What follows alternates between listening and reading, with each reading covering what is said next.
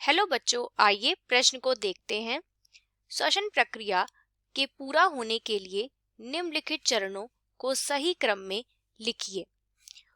अपचयी अभिक्रियाओं के लिए कोशिका द्वारा ऑक्सीजन O2 का उपयोग और परिणाम स्वरूप CO2 का उत्पन्न होना।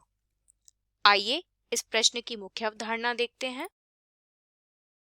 इस प्रश्न की मुख्य अवधारणा है श्वसन। आइए इस प्रश्न का उत्तर देखते हैं। सजीवों में गैसों का विनिमय प्रक्रिया को श्वसन कहते हैं। श्वसन प्रक्रिया के कई चरण होते हैं जो इस प्रकार हैं। आइए एक एक करके देखते हैं। पहला चरण, इसे कहते हैं फुफ्फुसीय संवातन। इस प्रक्रिया में फेफड़ों द्वारा कार्बन डाइऑक्साइड को बाहर निकाल दिया जाता है और वायुमंडल से ऑक्सीजन को यानी वायु को अंदर खींचा जाता है।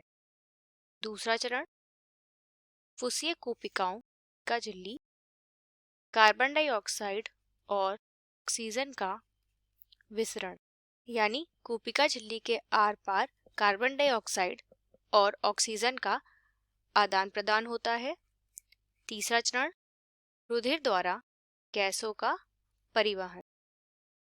गैसें रक्त में मिलकर पूरे शरीर में प्रवाहित होती हैं, यानी रक्त सभी ऊतक कोशिकाओं से कार्बन डाइऑक्साइड को फेफड़ों तक पहुंचाता है और फेफड़ों से ऑक्सीजन को पूरे शरीर में पहुंचाता है। चौथा चरण, रुधिर और ऊतकों के बीच ऑक्सीजन का और कार्बन डाइऑक्साइड का विसरण। पांचवा चरण, कोशिकाओं द्वारा ऑक्सीजन का उपयोग करके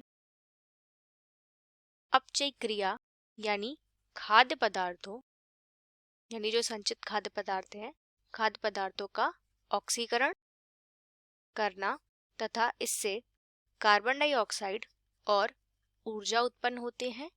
वास्तव में इस प्रक्रिया को कोशिकीय श्वसन कहते हैं।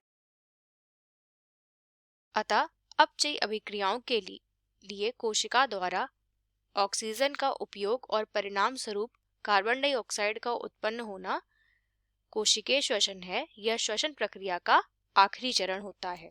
आशा करते हैं आपको यह प्रश्न समझ आया होगा। धन्यवाद।